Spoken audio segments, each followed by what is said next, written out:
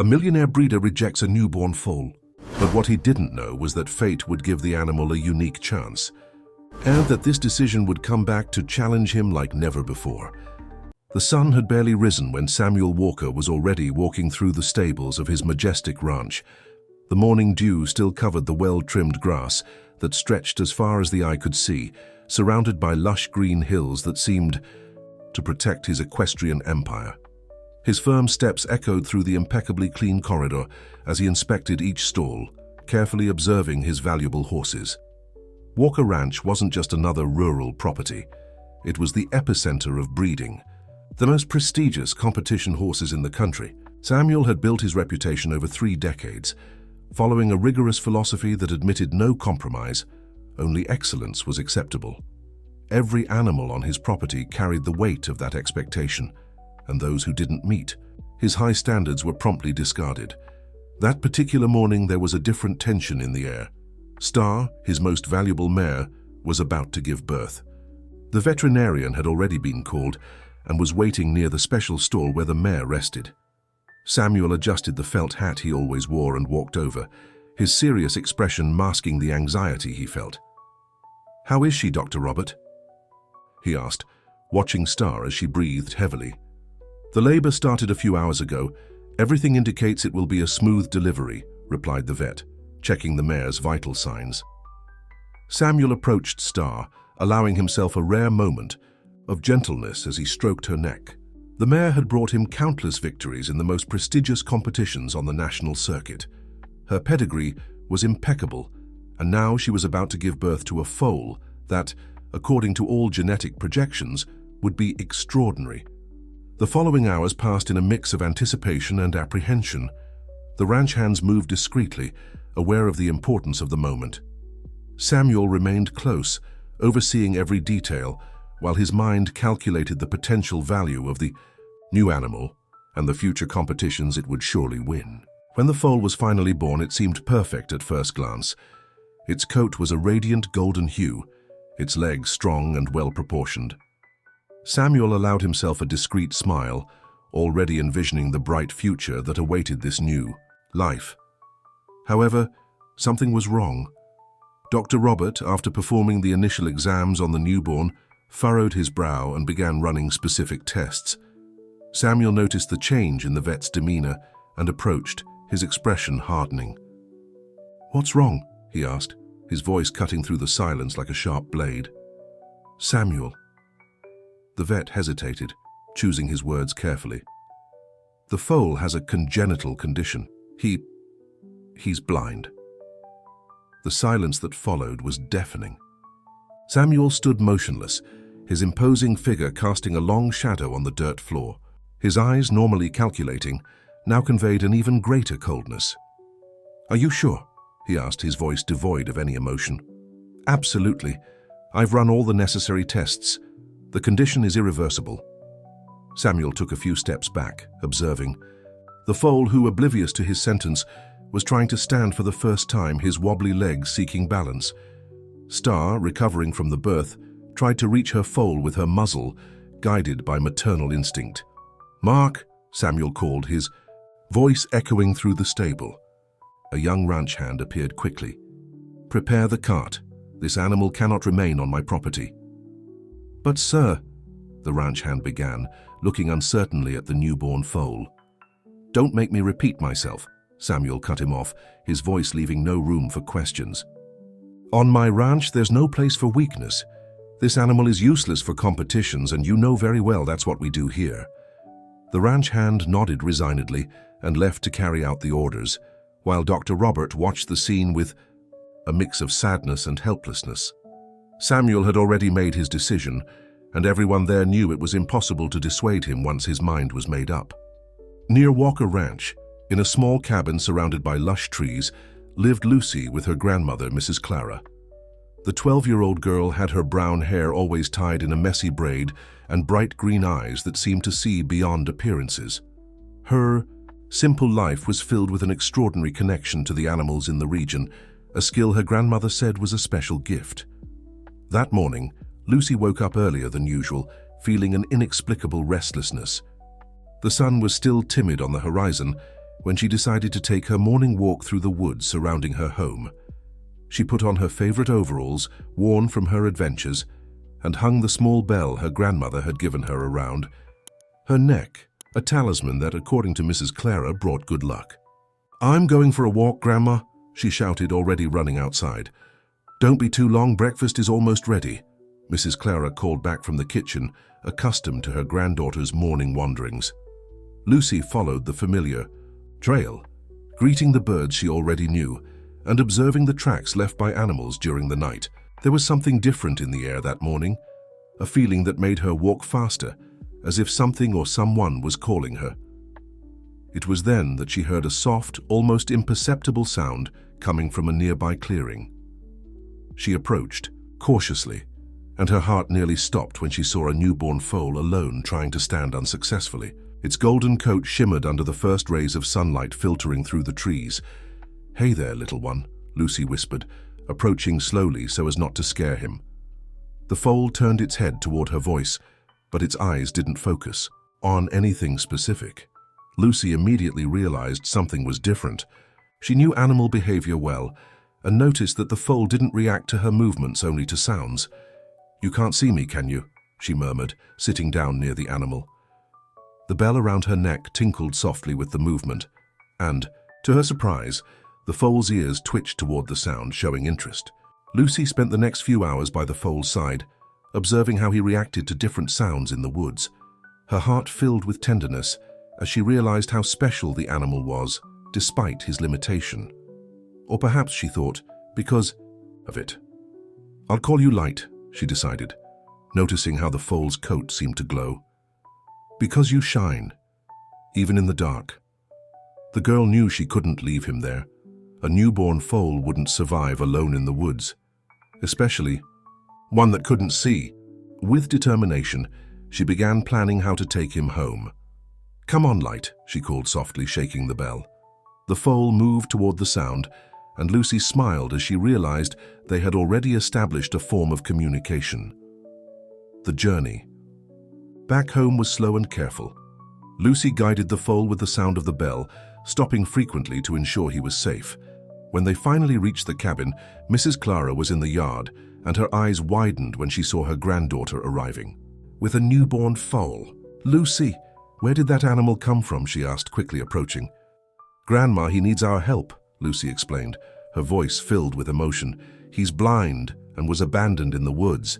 We can't leave him alone," Mrs. Clara observed the foal for a few moments, noticing his beauty and stature, which contrasted with his obvious vulnerability. Years of experience told her this wasn't just any animal.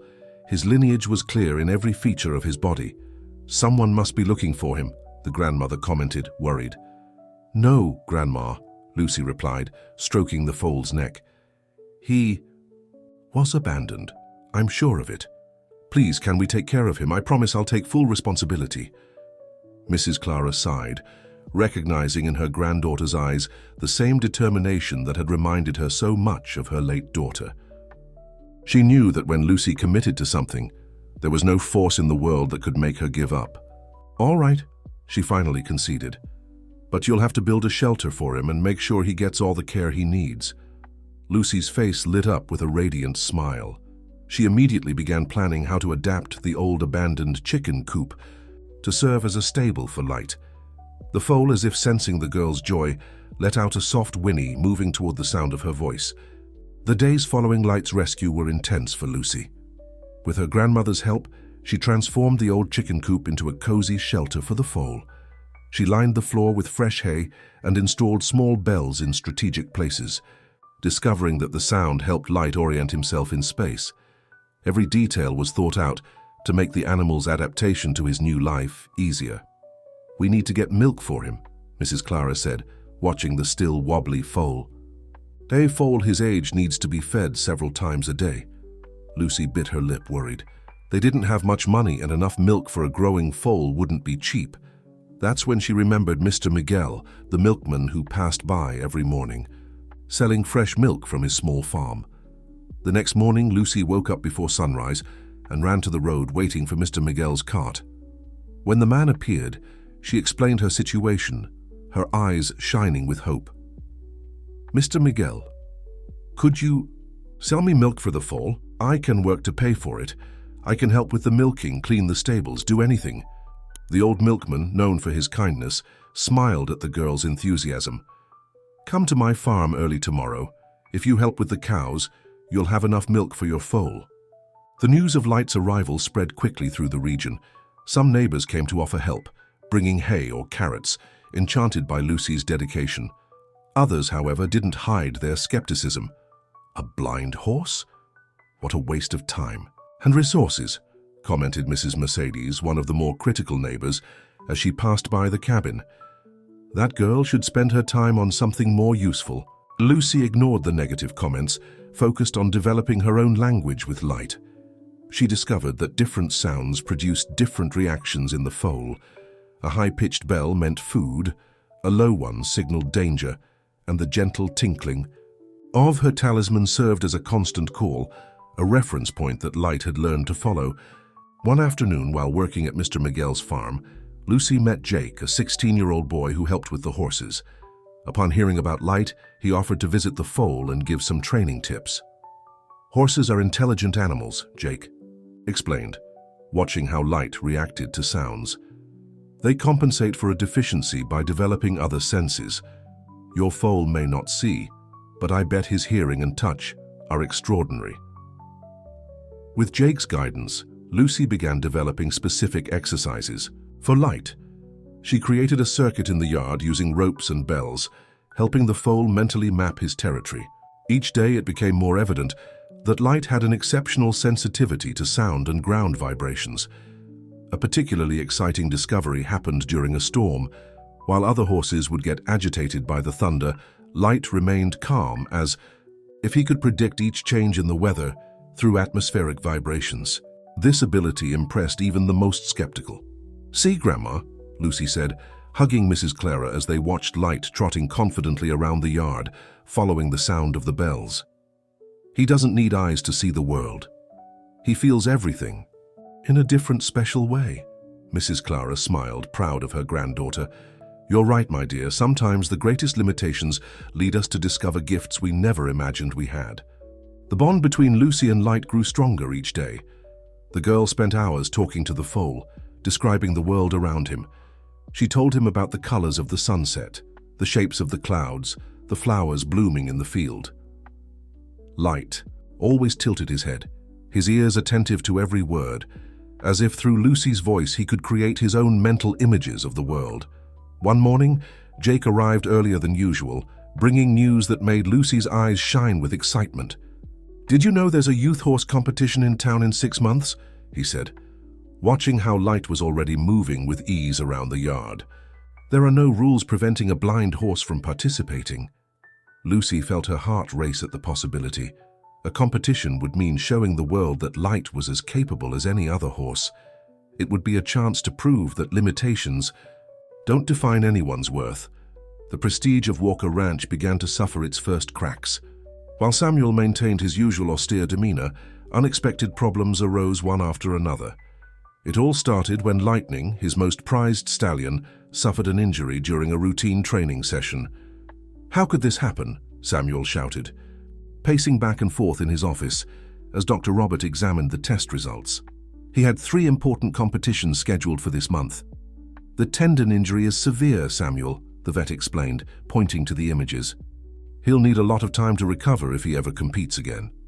The news of Lightning's injury spread quickly through the competition circuit, and several buyers began canceling their visits to the ranch. Samuel, who had always maintained ironclad control over everything, felt the bitter taste of uncertainty for the first time. During a meeting with his top staff, Mark, the young ranch hand who had left the blind foal in the woods months earlier, gathered the courage to speak about the rumors circulating in the region.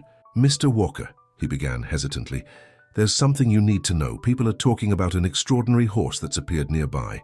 A blind horse that—" "I'm not interested in fairy tales," Samuel cut him off, his voice sharp as a razor. However, something in his expression changed imperceptibly. That night, alone in his office, Samuel reviewed the ranch's accounting books. The numbers didn't lie. For the first time in decades, Walker Ranch was showing signs of decline. The victories, once frequent, had become scarcer. The buyers, once eager, now seemed more cautious. "Maybe we need new blood," suggested Carl, his oldest manager, during a discussion about the ranch's future. "New bloodlines, new strategies," Samuel responded with an icy glare. "My methods built this empire. I'm not going to change now because of a few setbacks." However, the setbacks kept piling up.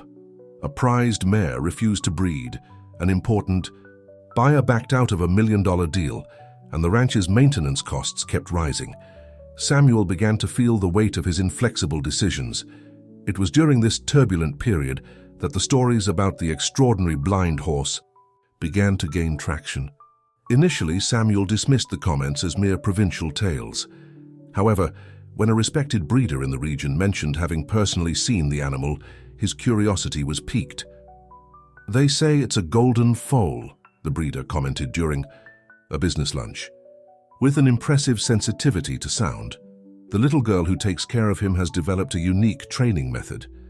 Samuel felt a tightness in his chest. The description was uncomfortably familiar. He remembered the foal he had ordered to be discarded, the son of his precious star. Could it be that? "Where is this foal?" he asked, trying to keep his tone casual. "With a girl who lives near the woods," the breeder replied. "Lucy, if I'm not mistaken. She found him abandoned and has been working miracles with him." That night, Samuel couldn't sleep. His certainties, once so solid, now seemed built on shifting sand. The empire he had built with such rigor and discipline was showing its first cracks, while a foal he had deemed useless was apparently thriving under the care of a simple girl. The irony of the situation wasn't lost on him. While his ranch faced its worst crisis, the animal he had discarded without hesitation was becoming an object of admiration. Samuel began to question, for the first time in his life, whether his inflexible standards of perfection had, in fact, become his own. Shackles. The training for the youth competition required a completely new approach. Jake and Lucy spent hours developing techniques that would allow Light to compete on equal footing with other horses. The yard of the small cabin transformed into an improvised training area with obstacles carefully positioned and marked by different sounds. "Each obstacle needs to have its own sound identity," Jake explained, helping Lucy tie small bells of different tones in strategic places. This way, Light can create a mental map of the course. Mrs. Clara watched in admiration as her granddaughter dedicated herself to the training. Lucy woke up before sunrise to care for Light, worked at Mr. Miguel's farm to ensure the milk supply, and then spent entire afternoons training with the foal. Her school notebooks were now filled with notes on training techniques and circuit diagrams. "Look, Grandma," Lucy exclaimed one particularly productive afternoon. "When I ring this low bell, Light knows to turn right. With the high one, he turns left, and with the medium one, he jumps." The system they had developed was complex and precise. Lucy used a combination of bells attached to her clothes, creating melodies that indicated different commands. Light demonstrated an extraordinary memory, associating each sound pattern with a specific movement. One day during training, they received an unexpected visitor. Anthony Mendez, a renowned retired trainer who lived in the region, stopped by to observe the duo's work. His experienced eyes didn't miss a single movement of the foal. "Impressive," he murmured after watching Light complete a complex circuit, guided only by sounds. "In 40 years of training horses, I've never seen anything like it." Lucy blushed at the compliment, but remained focused on the training. Anthony approached slowly, asking permission to examine Light more closely. His experienced hands moved over the animal's body, assessing his muscle structure and posture. "This foal has noble lineage," he commented, frowning. "I can recognize the traits, but what's most impressive is how he's developed other senses to compensate for his lack of vision." The trainer began visiting the training sessions regularly, offering valuable advice and helping refine their techniques. His presence attracted the attention of other locals who came to watch the unusual spectacle of a blind horse performing complex maneuvers with grace and precision. "You know, Lucy," Anthony said during a training break, "sometimes what we consider a limitation can become our greatest strength." Light has developed a sensitivity that normal horses would never have. The girl absorbed every word from the experienced trainer, adapting her techniques and creating new ways to communicate with Light. The bond between them grew stronger each day, transcending the relationship between human and animal to become a true partnership. One of the most surprising discoveries happened during a heavy rainstorm. While everyone ran for cover, Lucy noticed something extraordinary. Light moved with even more confidence on the wet ground. "It's like he can feel the vibrations more clearly through the water," she exclaimed to Jake, who watched in amazement. This discovery led to a new element in their training. They began using ground vibrations as another form of communication.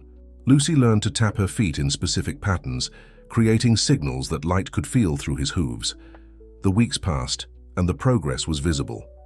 Light hadn't just overcome his visual limitation, he had developed skills that made him unique. His ability to interpret sounds and vibrations was almost supernatural, allowing him to move with a grace that left onlookers in awe.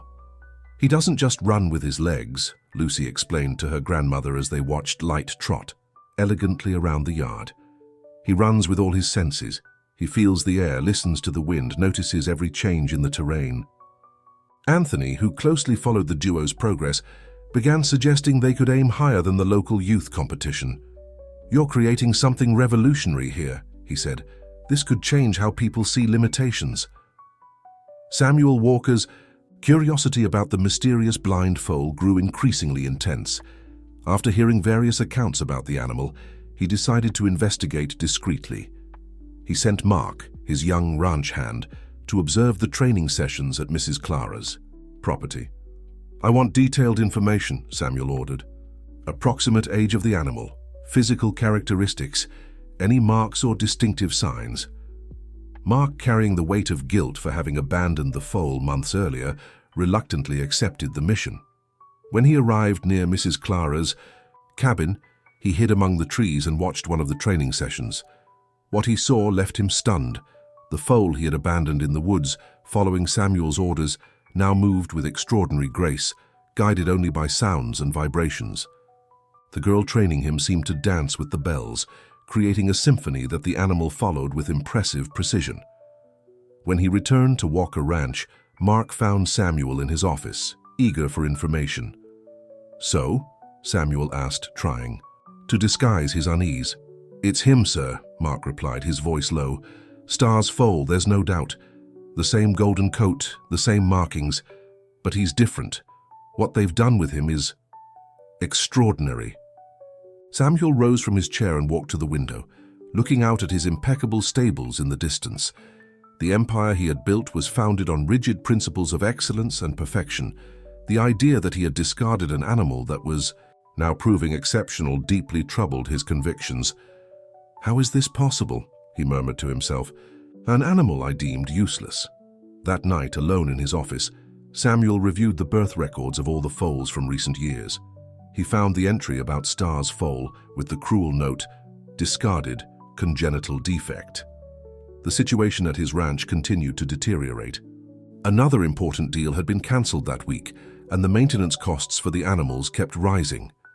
His prestige, once unshakable, was beginning to be questioned in the most influential circles. "Perhaps," suggested Carl, his manager, "we should consider new approaches. The market is changing, Samuel. We can't remain stuck in outdated methods." Samuel dismissed the comment with an irritated gesture, but the words echoed in his mind. For years, his name had been synonymous with excellence in horse breeding. His word was law, his methods unquestionable. Now a simple girl and a foal he had rejected were threatening to shake everything he believed in.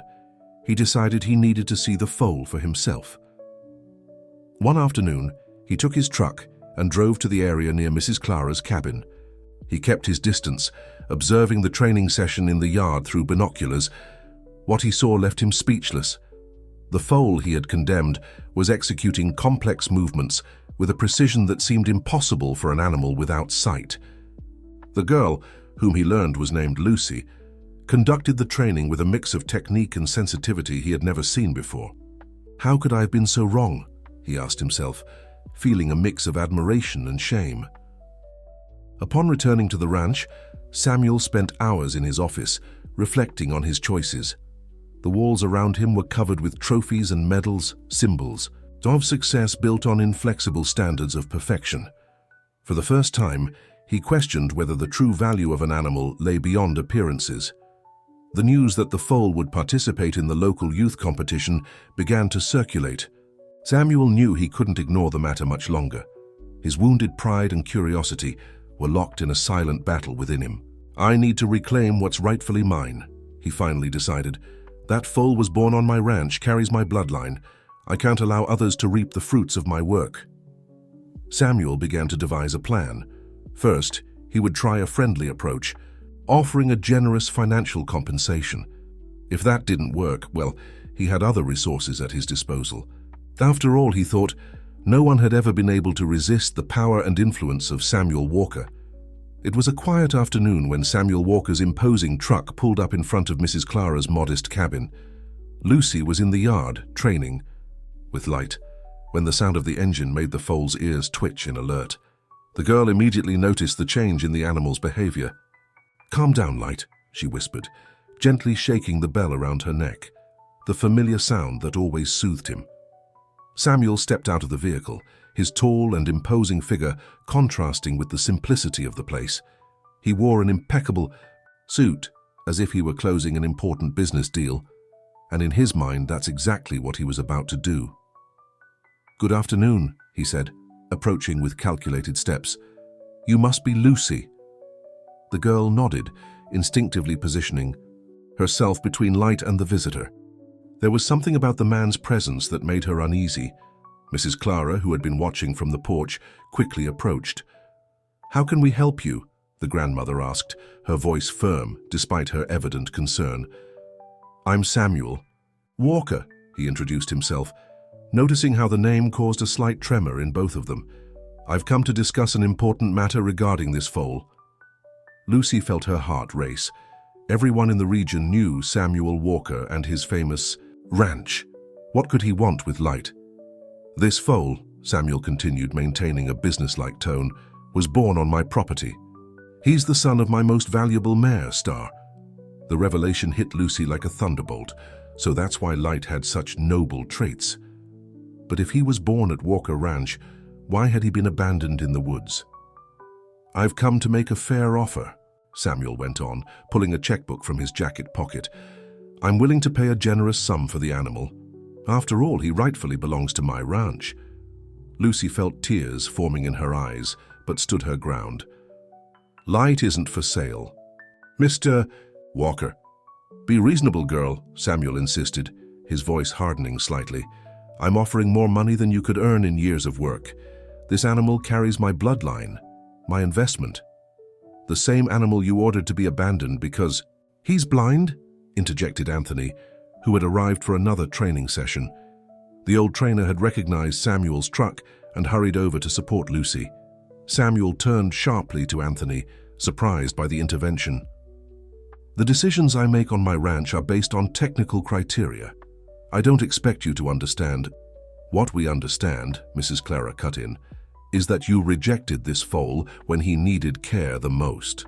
My granddaughter found him, took care of him, developed a unique training method. Light isn't just a competition animal, he's part of our family." Samuel observed the scene before him, the girl hugging the foal's neck, who remained surprisingly calm despite the tension in the air, the grandmother with her defiant gaze, the old trainer with a look of disapproval. Something inside him stirred, an uncomfortable feeling he chose to ignore. "You don't understand the value of this animal," Samuel tried to argue. "At Walker Ranch, he'll have the best care, the best trainers." "He already has the best trainer," Anthony replied, placing a protective hand on Lucy's shoulder. "What this girl has achieved is revolutionary. She saw potential where you only saw a flaw." Samuel felt his face flush. He wasn't used to being contradicted, especially by a group of simple people who, in his view, didn't understand the horse breeding business. "Think about it," he said, putting the checkbook away.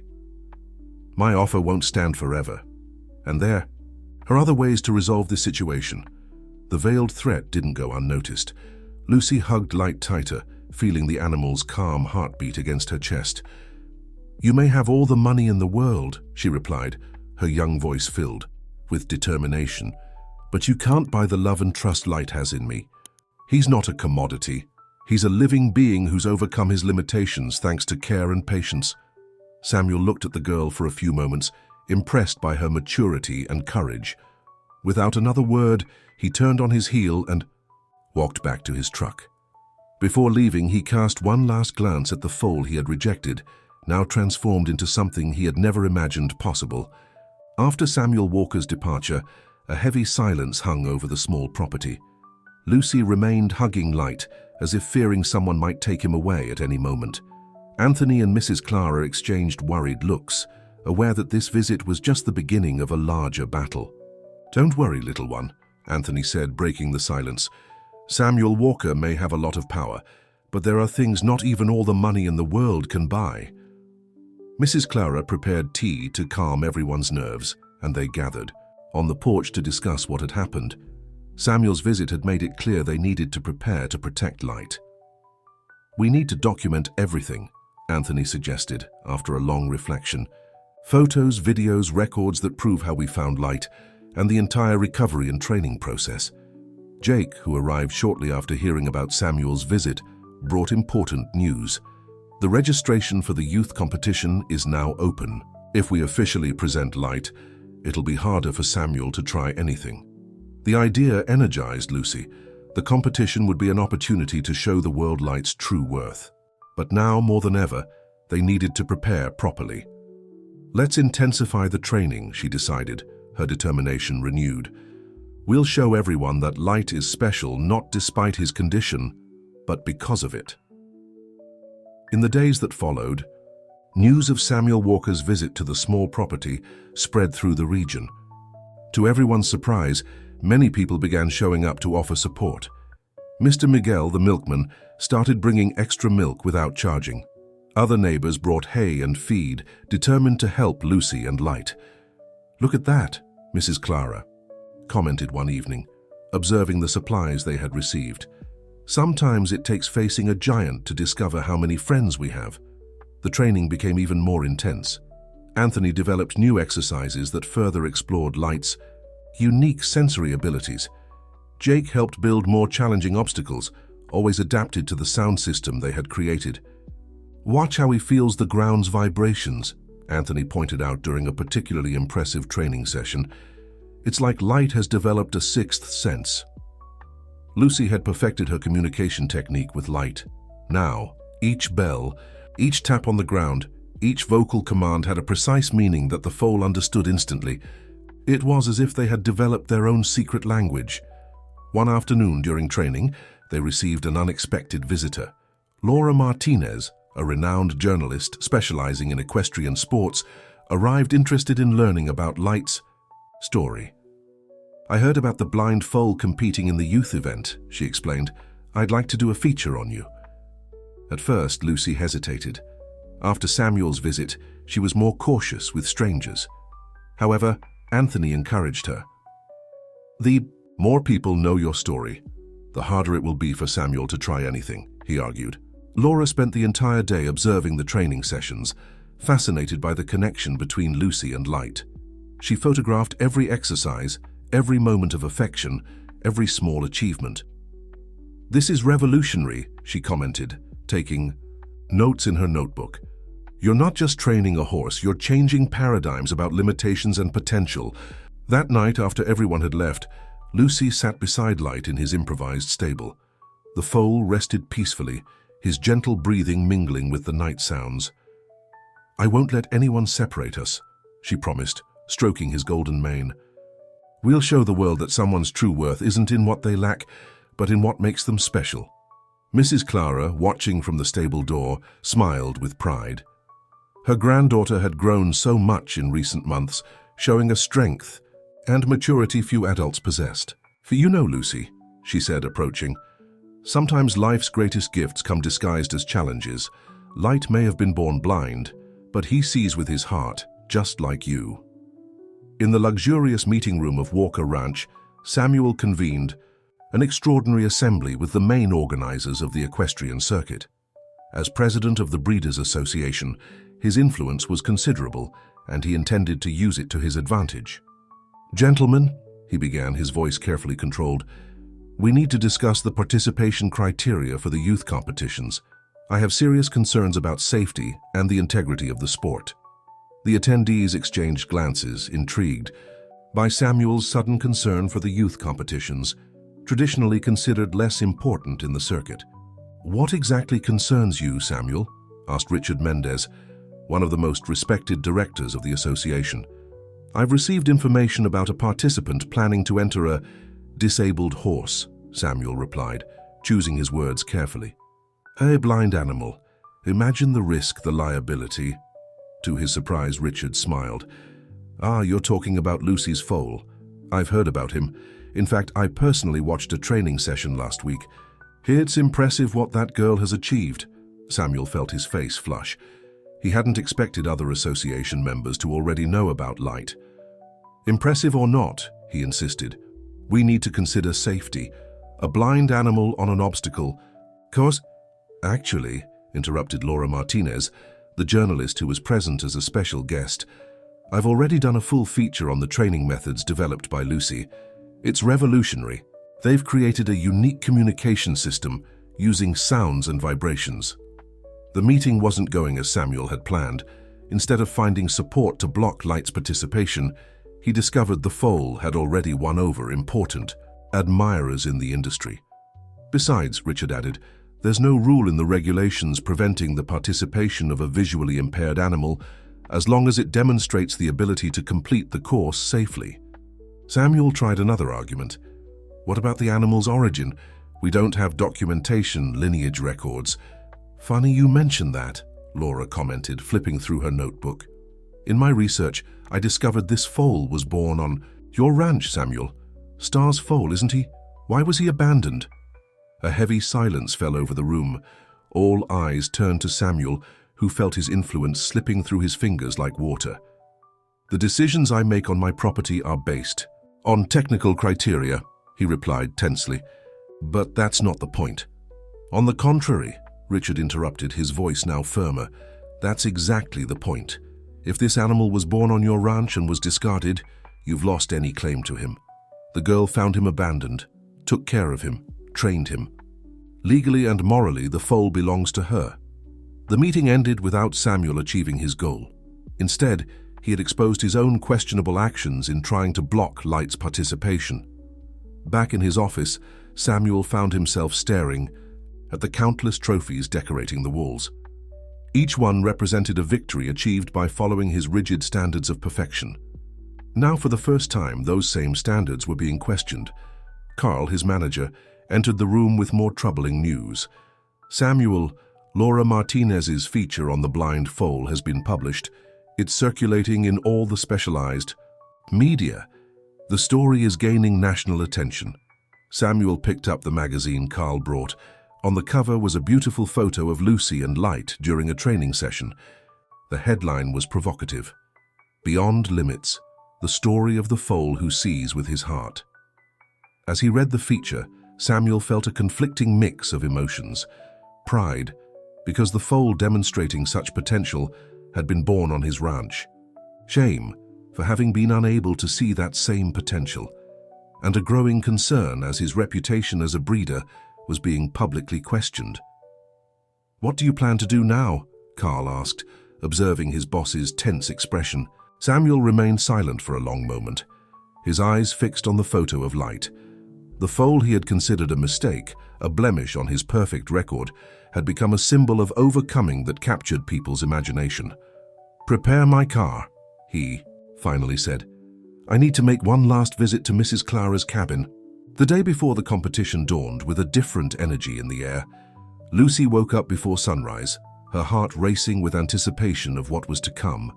When she entered the improvised stable, she found Light already awake, his ears twitching, toward the sound of her familiar footsteps. "Good morning, champion," she whispered, gently shaking the bell around her neck. The foal responded with a soft whinny, moving closer to receive his morning affection. Mrs. Clara was preparing a special breakfast in the kitchen when she heard the sound of a car approaching. Through the window, she recognized Samuel Walker's truck, and her heart tightened. What could he want on the eve of the competition? "Lucy," she called, worried. "Samuel is coming." The girl stepped out of the stable just in time to see Samuel getting out of the vehicle. Unlike his last visit, he wasn't wearing a suit but simple riding clothes. His demeanor also seemed different, less authoritative, almost hesitant. "Good morning," he greeted, his voice softer than usual. May I watch the training?" Lucy looked at her grandmother, surprised by the request. Mrs. Clara nodded discreetly, and Anthony, who had just arrived, positioned himself strategically near the stable. "You may," Lucy replied after a moment of hesitation, "but you'll need to stay quiet so you don't disrupt Light's concentration." Samuel agreed with a nod and followed the girl to the training area. He watched in silence as Lucy prepared Light, placing the strategically positioned bells on her own body and around the circuit. The training began gently, with warm-up exercises. Samuel watched, fascinated, as the foal responded to each sound, each vibration. The synchronization between Lucy and Light was something he had never witnessed in his years of experience with horses. How did you develop this system?" he asked when Lucy paused to give Light some water. "It came naturally," she replied, stroking the foal's neck. "Light taught me to see the world as he sees it, through sounds, vibrations, feelings." Samuel cautiously approached the foal. Light turned his head toward him, his ears alert, sensing a stranger. "He's extraordinary," Samuel admitted, his voice filled with an emotion that surprised everyone. "And I was wrong."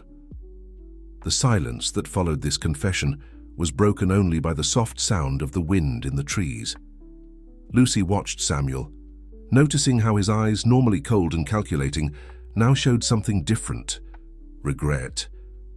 "I've come to make one last offer," he finally said. "Not to buy Light, but to offer support. My ranch has the best resources, the best equipment. You could train there, have access to everything. But Light would stay with me?" Lucy asked, suspicious. "Yes," Samuel replied, surprising everyone. "You've proven you know more about him than any professional trainer ever could. I've learned a valuable lesson from you two." Anthony, who had been observing everything closely, stepped forward. "What about tomorrow's competition?" "There will be no interference," Samuel assured. "In fact, I've come to offer my support, if you'll accept it." Lucy looked at her grandmother, at Anthony, and finally at Light. The foal remained calm, his presence as serene as ever. "Can we think about your offer after the competition?" she finally asked. "Right now, we need to focus on the big day." Samuel nodded, understanding. "Of course, and good luck tomorrow, although," he added with a small smile, "something tells me you don't need luck." After Samuel's departure, Lucy resumed training with renewed energy. Anthony supervised every movement, making final adjustments to their technique. Jake arrived later with the latest information about the competition course. "The course layout will only be announced tomorrow," he explained, "but I've gathered some general information. We can adapt the training to better prepare you." That night, after a long day of preparation, Lucy spent extra time with Light in the stable. Moonlight filtered through the cracks in the roof, creating silver patterns on the foal's golden coat. "Tomorrow's the big day," she whispered, hugging Light's neck. "But you know what? No matter the result, you're already a champion for making it this far." Mrs. Clara watched from the stable door, her heart overflowing with pride. Her granddaughter had turned a tragedy into triumph, teaching everyone a lesson about love, dedication, and the true nature of overcoming. The equestrian center was bustling from the early hours of the morning. Horses and riders from all over the region arrived for the youth competition, creating an atmosphere of anticipation and nervousness. In the parking lot, a modest truck borrowed from Mr. Miguel brought Light, Lucy, and her support team. "Take a deep breath," Anthony advised, noticing the girls' anxiety as they unloaded the equipment. "Remember everything we've trained for. You're ready." Light, surprisingly calm amid the commotion, kept his ears attentive to the familiar sounds of Lucy's bells. The girl had spent the previous night carefully preparing every detail: The bells were strategically placed on her clothes, each with a specific tone that Light knew perfectly. "Look who's here," someone in the crowd murmured.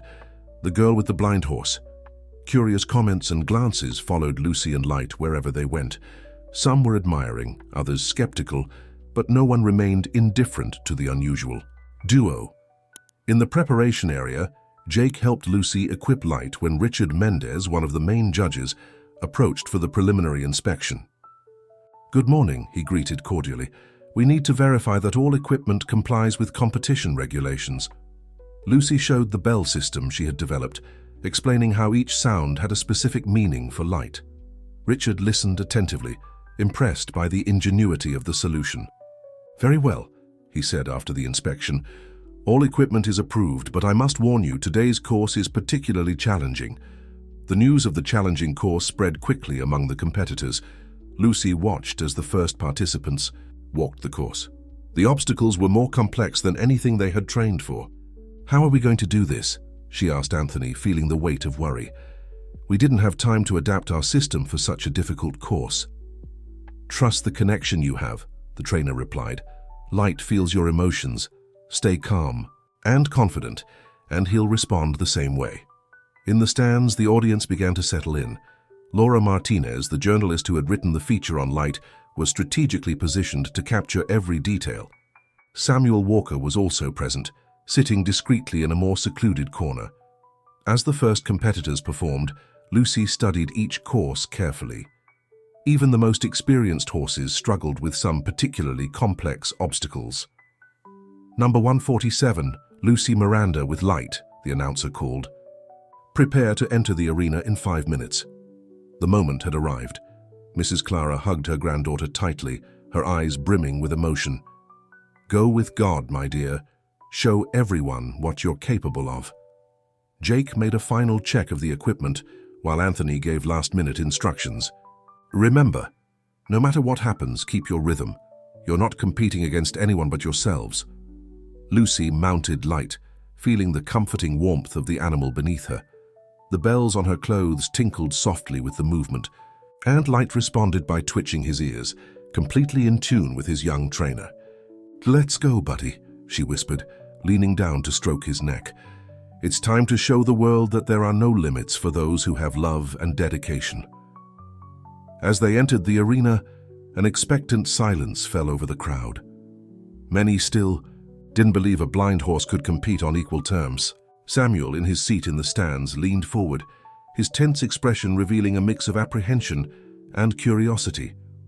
Lucy guided Light to the starting point, her heart pounding in her chest. The head judge raised the flag, ready to give the signal. At that moment, all the noise of the crowd seemed to disappear. There was only her and Light united by a connection that transcended physical limitations. The starting bell rang, echoing through the equestrian center. It was the moment of truth. The first obstacle approached. Lucy activated the high-pitched bell that indicated a right turn, followed by the medium tone signaling a jump. Light responded with impressive precision, his hooves touching the ground with a grace that drew gasps from the audience. The sequence of obstacles was more complex than anything they had trained for. A combination of double jumps required perfect timing. Lucy created a melody with her bells, guiding Light through the challenge with a synchronization that seemed magical. "Incredible," exclaimed Laura Martinez, capturing every moment. "They're not just competing, they're dancing." In the stands, Samuel watched, fascinated. The foal he had rejected months earlier now moved with an elegance and precision that surpassed many of his best horses. Every movement was perfectly calculated, every jump executed with absolute confidence. A particularly tense moment arose when another competitor who had finished his run dropped some equipment near the course, causing an unexpected noise. Some spectators held their breath, fearing the sound might confuse Light. But Lucy was prepared. She immediately activated the low bell that meant focus, a sound she and Light had practiced countless times. The foal maintained his concentration, ignoring the external distraction and staying perfectly aligned with his trainer's commands. "Watch how he uses ground vibrations to orient himself," Anthony explained to the other trainers watching in awe. "Every step is felt, not seen." The performance continued, and each obstacle cleared was a testament to the extraordinary bond between Lucy and Light. It wasn't just about technique. It was a demonstration of absolute trust, of a communication that transcended conventional barriers. In the most challenging part of the course, a zigzag sequence between obstacles required quick changes of direction. Lucy created a symphony with her bells, each sound indicating a new direction, a new movement. Light responded instantly, as if the sounds were extensions of his own body. "It's like they're one," murmured Mrs. Clara, tears of pride streaming down her face. The audience, which had initially watched with skepticism, was now completely captivated. Each obstacle cleared was met with restrained applause, as everyone understood the importance of maintaining silence to avoid disrupting the sound communication between Lucy and Light. The final obstacle was the most challenging, a triple combination that had knocked out several experienced competitors. Lucy felt her heart race, but remained calm. She created a sequence of sounds that guided Light through the complex set of jumps. The moment seemed to happen in slow motion. The first jump, perfect. The second, precise. And then, on the third and final jump, Light soared into the air with a grace that seemed to defy gravity. The entire audience held its breath. The landing was soft, perfect. Light completed the course with a time that rivaled the best in the competition. For a moment, silence filled the equestrian center. Then, like a wave, the crowd erupted in applause and cheers of admiration. Lucy leaned over Light's neck, hugging him tightly. "You did it, my friend. You did it," she whispered, her voice choked with emotion. In the judges' area, Richard Mendez and his colleagues exchanged impressed glances as they reviewed their notes. The performance hadn't just been technically impressive, it had been revolutionary. Samuel Walker rose from his seat, his face revealing a mix of emotions: pride for the animal born on his ranch, admiration for the girl who had seen beyond appearances, and a deep reflection on his own values and judgments. As Lucy and Light left the arena to thunderous applause, Anthony and Jake ran to greet them. Mrs. Clara hugged her granddaughter as soon as she dismounted, both crying tears of joy. "You didn't just compete," Anthony said, his voice filled with emotion. "You just made history." The tension was palpable in the awards area of the equestrian center. Competitors, trainers, and spectators waited anxiously for the results to be announced. Lucy remained by Light's side, still processing the incredible performance they had just delivered. "Regardless of the outcome," Anthony said, placing a hand on Lucy's shoulder, "you're already winners. What you showed today goes far beyond a simple competition." The judges took longer than usual to announce the scores. In the main booth, Richard Mendez and his colleagues were engaged in heated discussion. Lucy and Light's performance had challenged all traditional evaluation parameters. Technically, the performance was flawless, Richard argued, but what we witnessed today transcends our usual scoring system. They didn't just overcome the obstacles, they revolutionized how we see the sport. Finally, after what felt like an eternity, the announcer called for everyone's attention. Silence fell over the equestrian center as he prepared to make the announcement. "In third place," he began, announcing one of the competition favorites. "In second place," he continued, revealing another experienced competitor. Lucy's heart was beating so loudly she was sure Light could feel it. Foal remained serene beside her, his ears attentive to the sounds around him. "And now," the announcer said, pausing for dramatic effect, "it is my great honor to announce the first-place winner of this competition, a performance that not only earned the highest technical score ever recorded in a youth competition, but also made us rethink everything we knew about limitations and possibilities in equestrian sports." Mrs. Clara squeezed Jake's hand while Anthony smiled, already knowing what was coming. "First place goes to Lucy, Miranda, and Light." The explosion of applause was deafening. Competitors who had initially shown skepticism now stood and cheered. Laura Martinez, the journalist, snapped photos frantically, knowing she was capturing a historic moment. Lucy hugged Light, tears of joy streaming down her face. The foal, sensing his trainer's emotion, responded with a soft whinny. In addition to the trophy, the announcer continued. The organizing committee has created a special award. In recognition of their extraordinary contribution to the sport, Lucy, Miranda, and Light will receive the Spirit of Innovation Award, which will be included as a permanent category in future competitions. Richard Mendez personally approached to present the awards. You didn't just win a competition, he said, emotional. You opened doors for others who have also been considered different. It was at this moment that Samuel Walker emerged from the crowd. Silence returned as he approached Lucy and Light. For a moment, everyone held their breath, fearing some conflict. Lucy, he began, his voice filled with an emotion rarely shown. You've taught me the most important lesson of my life. When I rejected Light, I was trapped in outdated concepts of perfection. You've proven that true excellence isn't in the absence of limitations, but in the ability to overcome them. Turning to the audience, Samuel continued. As president of the Breeders' Association, I want to announce that starting today we'll create a special adaptive training program at my ranch. Lucy and Light will be our lead consultants, if they accept. The surprise on Lucy's face was replaced by a radiant smile. Light, as if understanding the magnitude of the moment, tilted his head toward Samuel, his ears twitching softly. And there's more, Samuel added. I'd like to officially register Light in our lineage book, not as the foal who was rejected, but as the champion who revolutionized our view of the sport. Mrs. Clara hugged her granddaughter, while Anthony and Jake exchanged satisfied looks. The transformation they had witnessed went far beyond a simple competition victory.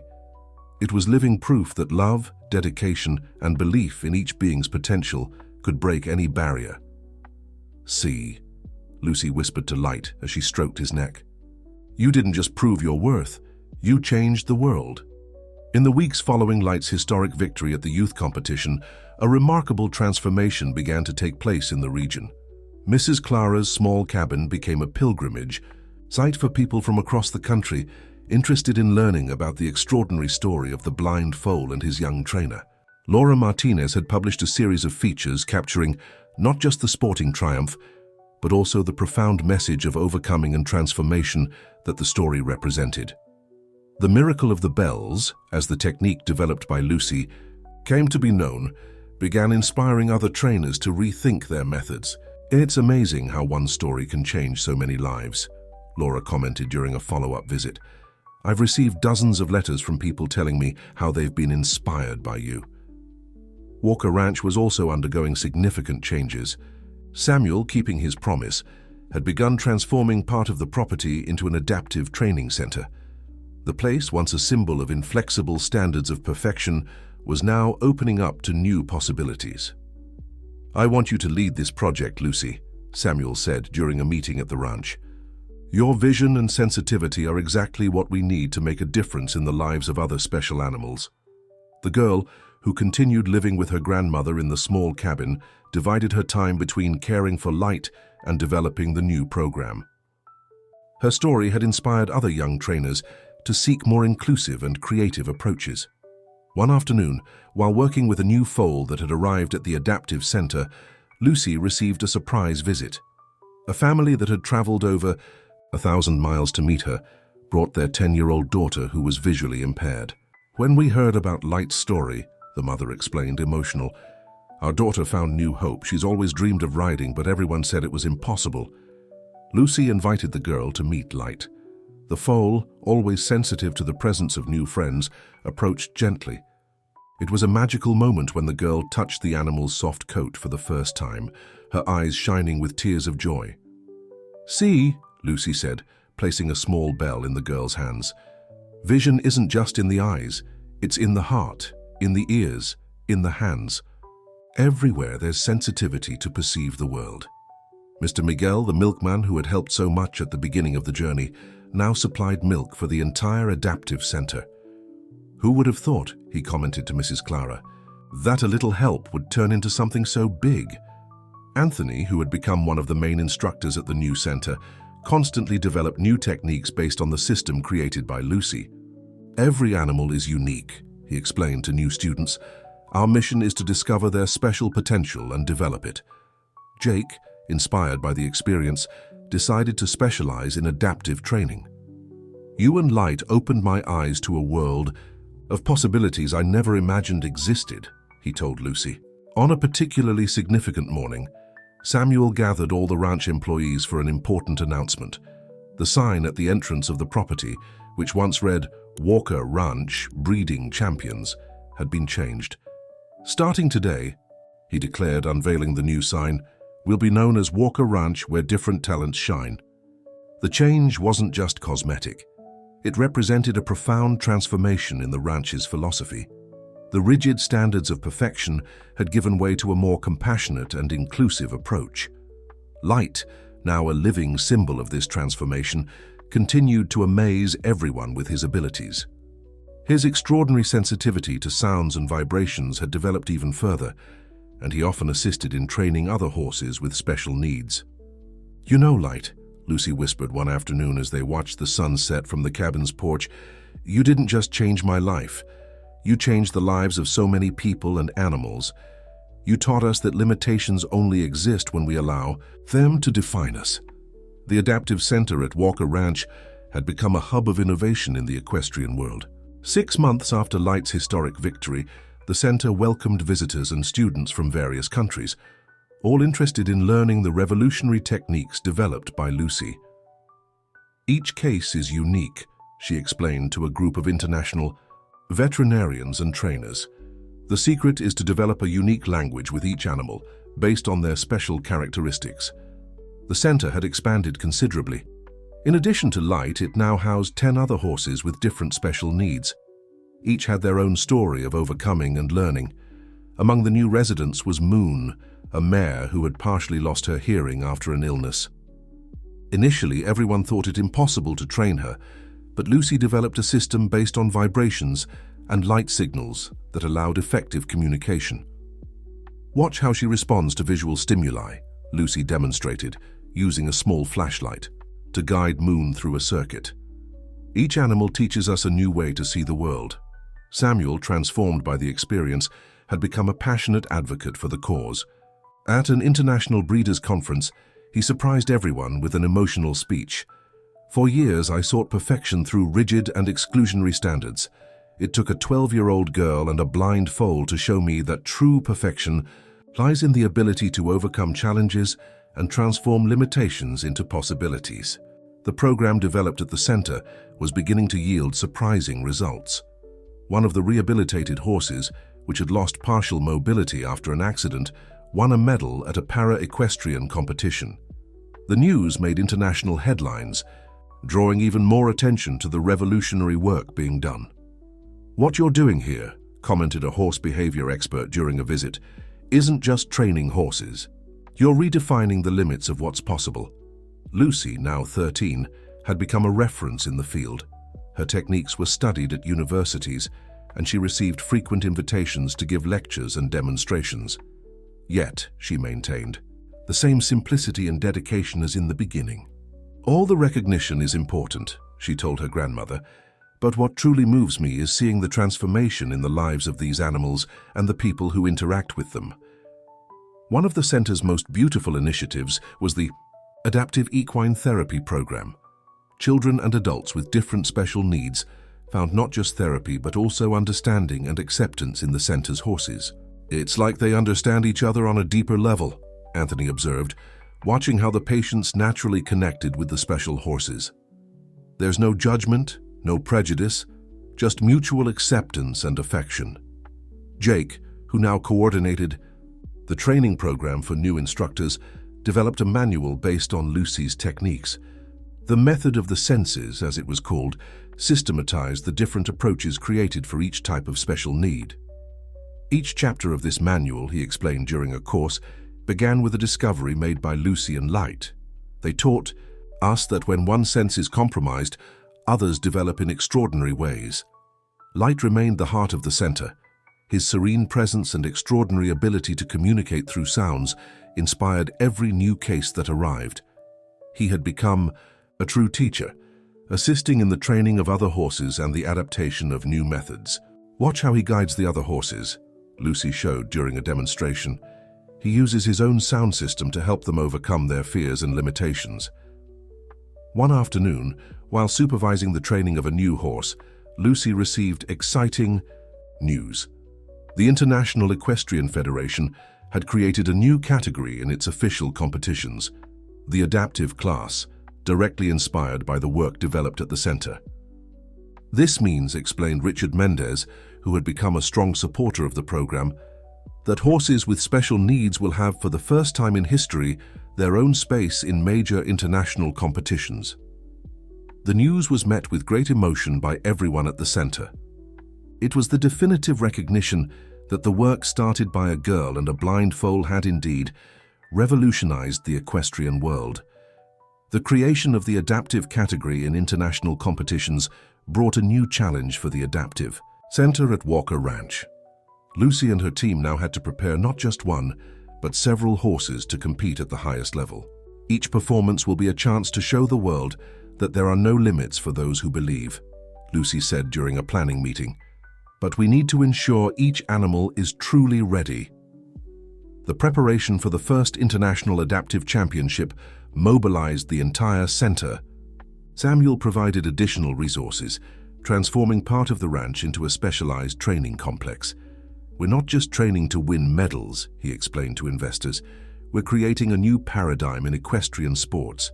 Among the horses selected for the competition was Maya, a mare who had lost partial vision in her right eye.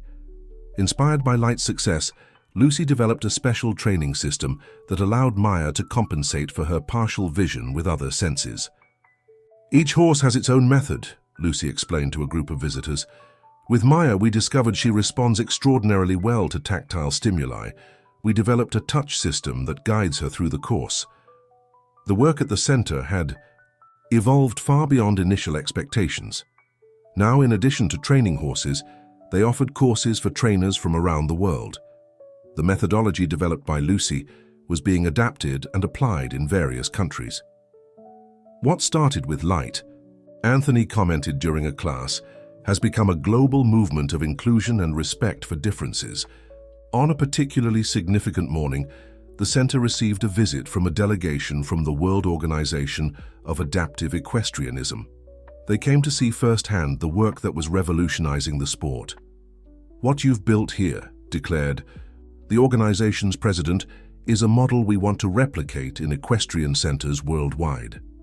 During the visit, Lucy gave a special demonstration with Light. Even after so much time, the connection between them remained unique and moving. The foal, now a majestic adult horse, executed complex movements guided only by the sounds of the bells and Lucy's soft voice. The language we've developed, Lucy explained, goes beyond words or visual signals. It's a communication that comes from the heart. The impact of the work went far beyond the equestrian world. Stories of overcoming inspired by Light and Lucy began to emerge in different contexts. Schools used their example to teach about inclusion and respect for differences. "You've taught us," said a teacher visiting the center with her class, "that limitations only exist when we stop believing in possibilities." Mrs. Clara, watching the growth of the project that began in her backyard, couldn't contain her pride. "My granddaughter didn't just fulfill a dream," she commented. "She helped others fulfill theirs." The center had also become a hub for scientific research. Universities developed studies on the techniques created by Lucy, seeking to better understand how animals compensated for their limitations by developing other senses. "What we've discovered here," explained a researcher, "is changing our understanding of horses' capacity for adaptation and learning."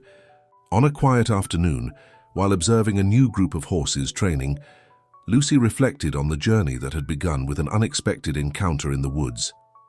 "You know, Light," she said, stroking her faithful friend's neck, "when I found you, that day I thought I was saving you, but in truth you taught me the true meaning of seeing with the heart." The first International Adaptive Equestrian Championship transformed the city into a global focal point. Delegations from various countries arrived, bringing their special horses and their inspiring stories. The Adaptive Center at Walker Ranch, as the event's host, was unrecognizable. "It's incredible to see so many people who share the same dream," Lucy commented, watching the competitors during registration. Horses and trainers from over 20 countries filled the facilities, each with their own story of overcoming. Among the participants was Marie, a French trainer who had developed a method for working with horses with mobility limitations. Upon meeting Lucy, her eyes shone with emotion. "Your story with light inspired all our work in France," she revealed. "When I read about the method of the bells, I realized we could create something similar for our horses." The event had become much more than a competition. It was a gathering of people who believed in the power of the connection between humans and animals to overcome any obstacle. Samuel, watching all this, could hardly believe the transformation his ranch had undergone. "Sometimes I wonder," he confided to Mrs. Clara, "how I could have been so blind for so long. Your granddaughter and Light opened not just my eyes, but my heart." The opening ceremony was an emotional spectacle. Each delegation entered the main arena presenting their special horses and their unique training techniques. When it was the Adaptive Center's turn, Light led the group, moving with his usual elegance to the sound of Lucy's bells. "Observe," the announcer narrated, "how each animal here has its own way of communicating, its own way of overcoming challenges. This isn't just a championship, it's a celebration of diversity and the capacity for adaptation." The competitions were organized into different categories, considering the various special needs of the horses. There were events for horses with visual, auditory, and mobility impairments, among other specific conditions. Each performance was a living testament that there were no limits to the connection between human and animal. Maya, the partially sighted mare trained by Lucy, surprised everyone with an extraordinary performance. Her tactile communication system worked perfectly, allowing her to execute complex movements with impressive precision. "It's like a dance," one of the international judges commented. "Each touch, each movement has its own meaning. It's a new form of language." During the event, workshops and lectures took place alongside the competitions. Lucy, despite her youth, was one of the main speakers. Her experience with light had become a complete methodology, now studied and applied in different countries. "The secret," she explained during a packed lecture, "isn't in trying to make the animal adapt to our world, but in creating a new form of communication together based on mutual trust and respect for differences." A particularly emotional moment occurred when all the blind horses present at the event were gathered for a special performance. Light, as the pioneer of this category, led the group in a synchronized choreography that brought tears to the audience. "Each of these horses," Anthony narrated into the microphone, "has a story of rejection turned into triumph. Each of them teaches us that true vision comes from the heart." At the end of a particularly intense day of competitions, Lucy found a moment of peace with Light in the stable. Observing all the other special horses around them, each with their own unique story of overcoming, she felt a deep gratitude. "See, buddy," she whispered to Light, "when I found you in the woods, I thought I was alone in my mission. Now look, how many people share our dream. You didn't just change my life, you started a movement that's changing the world." The success of the International Adaptive Equestrian Championship surpassed all expectations. The international media coverage turned the event into a global phenomenon, and the stories of overcoming that emerged began to inspire changes worldwide. "What we witnessed here," declared the president of the International Equestrian Federation, during the closing ceremony, wasn't just a competition. It was the birth of a new era in equestrian sports where differences are celebrated, not hidden. After the event, the Adaptive Center at Walker Ranch began receiving partnership requests from various countries. Equestrian centers around the world wanted to implement similar programs, adapting the techniques developed by Lucy to their local realities. "It's like we planted a seed," Lucy reflected, watching a group of Japanese trainers who had come to learn her techniques. "And now it's growing in different soils in different ways." Samuel, transformed by the experience, decided to expand the program further. He announced the creation of an international fund to support adaptive equestrian projects in developing countries. "When I rejected light," he confessed during the announcement, "I was trapped in a limited view of what it meant to be a horse breeder. Today I understand that our true mission is to create possibilities, not just champions. The impact of the work went far beyond the equestrian world.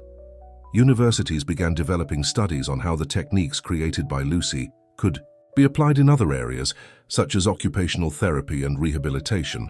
The method of the bells, explained a researcher, shows us how we can develop alternative forms of communication that transcend physical limitations.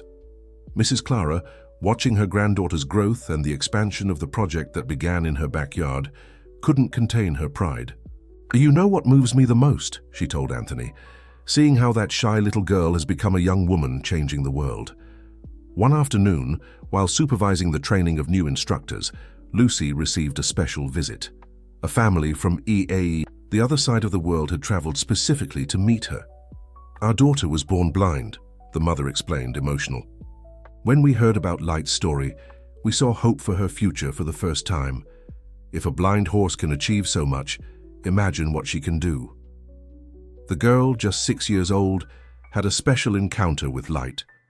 The horse, always sensitive to the presence of children, approached gently. The connection was immediate. Two souls who saw the world in a unique way. "See?"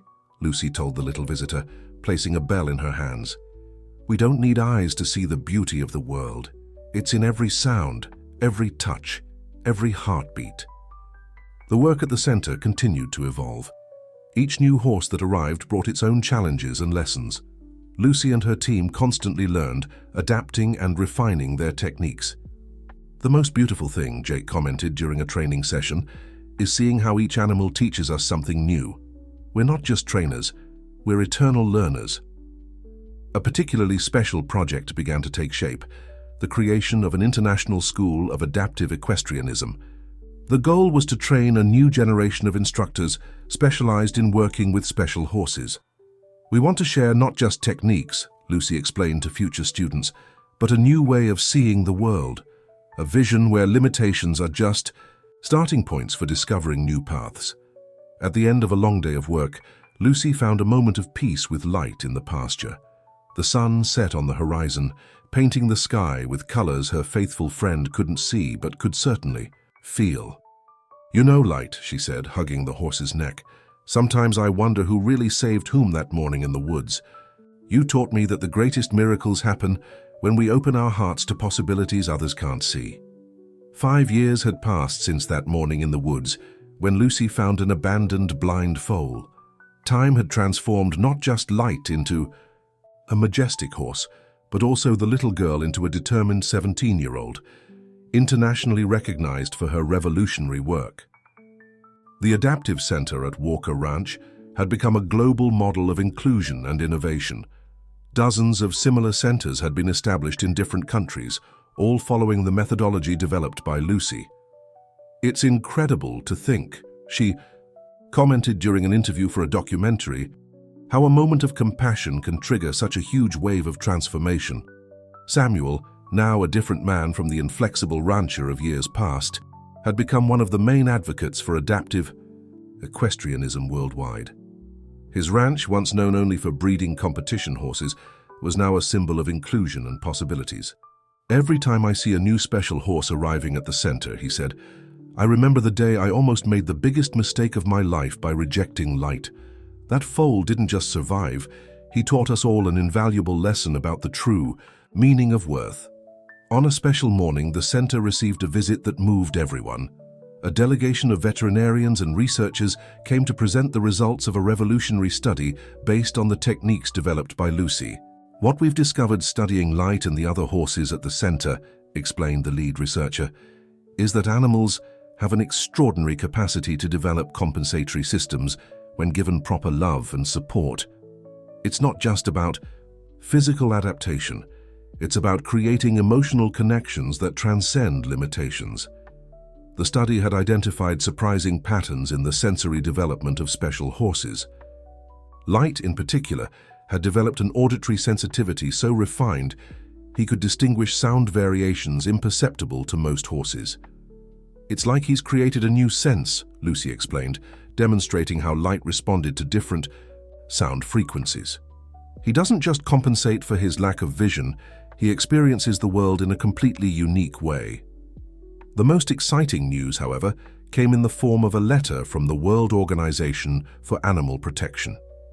The method developed by Lucy had been officially recognized as an international protocol for the treatment and training of horses with special needs.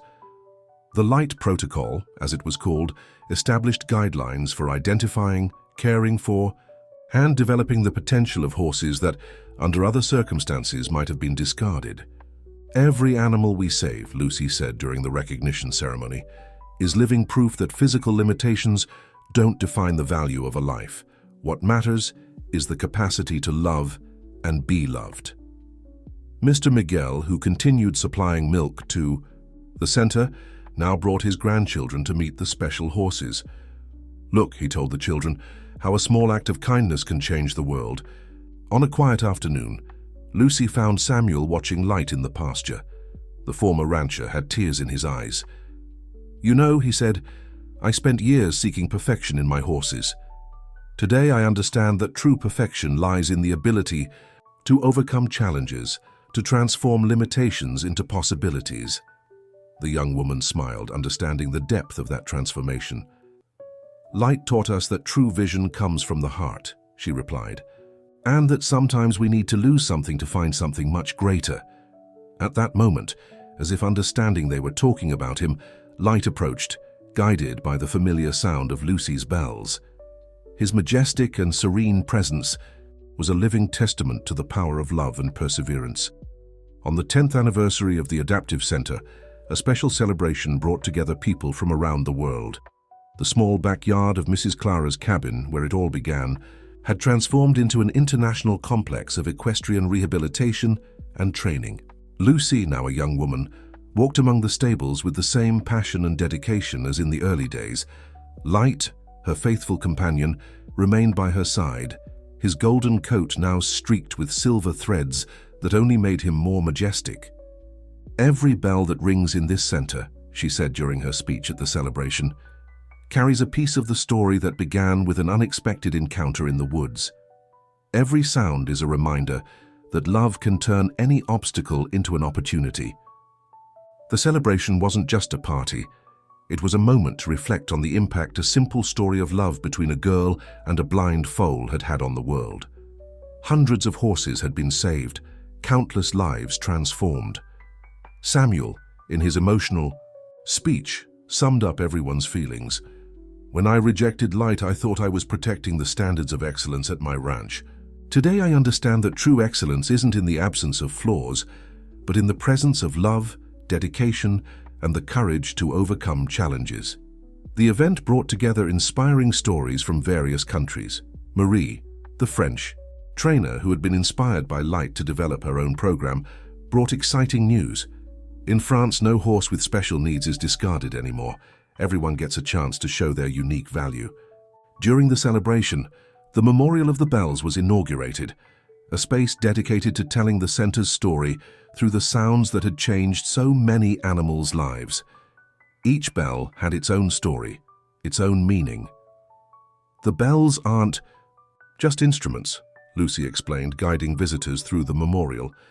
"They're symbols of hope, of possibilities, of connections that transcend physical limitations." The scientific research developed at the center continued to reveal surprising discoveries about animals' capacity for adaptation. "What we've learned here," said a researcher, "is changing our understanding not just of horses, but of the potential for overcoming in all living beings." Mrs. Clara, watching everything with tearful eyes, hugged her granddaughter. "Who would have thought," she whispered, "that the morning you brought home a blind foal would change so many lives?" At the end of the celebration, Lucy led Light to the center of the main arena. The bells on her clothes tinkled softly, creating a familiar melody the horse followed with his usual grace. "You know what moves me the most?" she told the audience. "Seeing how a story that began with rejection became a symbol of acceptance and love. Light didn't just overcome his limitation, he taught us that the true limitations are the ones we create in our minds and hearts." The sun set on the horizon, painting the sky with colors Light couldn't see but could feel. The gentle breeze carried the sound of the bells through the center, a symphony of hope and transformation. Each of us, Lucy concluded, has the power to make a difference in the world. Sometimes all we need is to open our hearts to see beyond appearances, beyond the limits society imposes. Because in the end, love is the only vision that truly matters.